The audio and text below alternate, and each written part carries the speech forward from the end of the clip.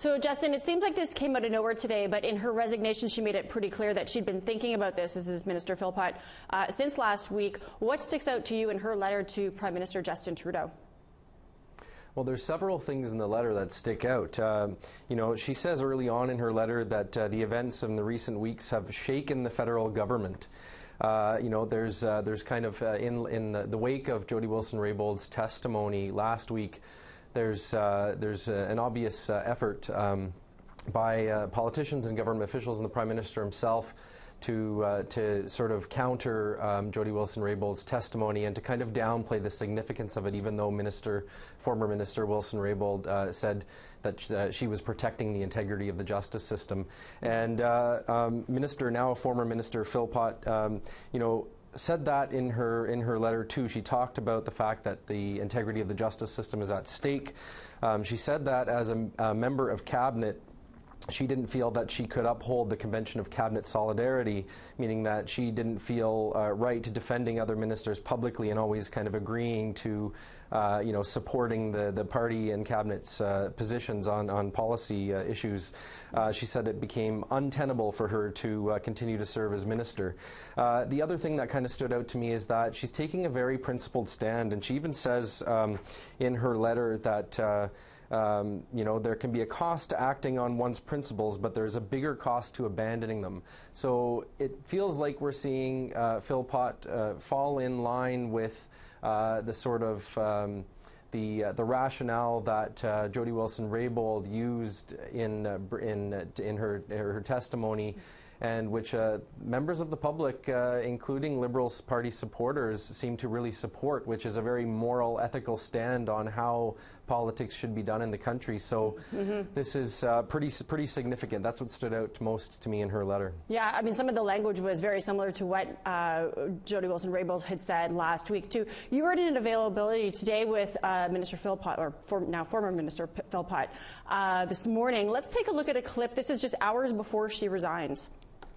Maybe a time when one could interfere, an Attorney General could interfere in a criminal case. I just wanted to get your thoughts on that, and also whether or not in the last few days you've had an opportunity to speak to Ms. Jane Philpott, how she is doing. So I'm here today to celebrate AI Day, and I'm not going to be taking questions on those issues. Thanks. You have shown support in the past to Jody Wilson-Raybould as you have been working with her a lot on some files. Do you think she should stay in the Liberal caucus? As I said, I am here to celebrate AI Day, and si vous avez des questions au sujet de l'intelligence artificielle, je vais répondre. Minister Philpott, that's the line we got on Friday from ministers saying it was about child welfare. Is it always going to be about something else? This is a fundamental challenge. We've had an Attorney General who said the integrity of the justice system was being challenged, which affects all Canadians. I encourage you to speak to my staff about a more appropriate opportunity at an appropriate time. Will you make yourself available to us in the next few days? I will make myself available in a coming date. Today I'm here to celebrate our directive and artificial intelligence. So that was this morning. What was your feeling as you watched her at that presser?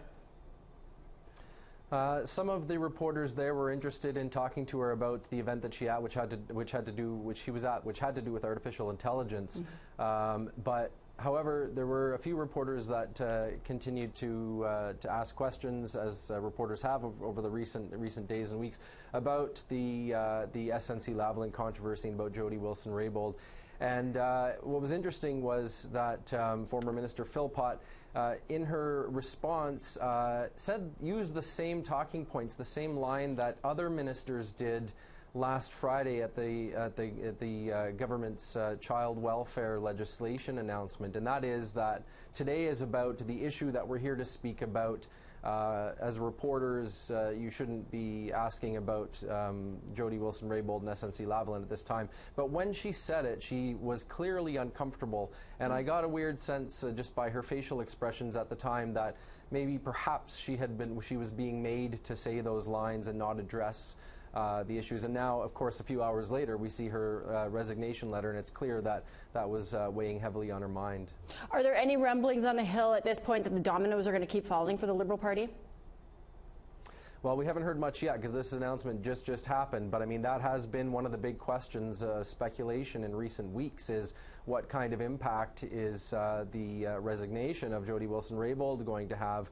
Now we know when the former Minister and Attorney General Wilson-Raybould, when the news broke of this story early in February, and then following her resignation, there were a few people within the Liberal caucus that spoke out in support of her, not directly addressing too many issues, just kind of putting out some messages on social media. Jane Philpott was one of those people, and she's also regarded by many in the Indigenous community, but also by many Canadians, Liberal supporters and non-Liberal supporters, and other party supporters, as a favorite in terms of cabinet ministers. She's very well liked.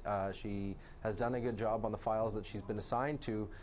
So this could be very, very significant in terms of whether or not other cabinet ministers and other people within the Liberal Party decide to kind of continue those talking points of, trying to downplay the SNC-Lavalin controversy and Jody Wilson-Raybould, or whether they start to speak out or not be able to maintain their position within the party or within cabinet because of a felt moral obligation to do otherwise. Well, we will keep watching this. Doesn't look like it's wrapping up anytime soon. Thanks so much for sharing your thoughts on this. Okay, thank you.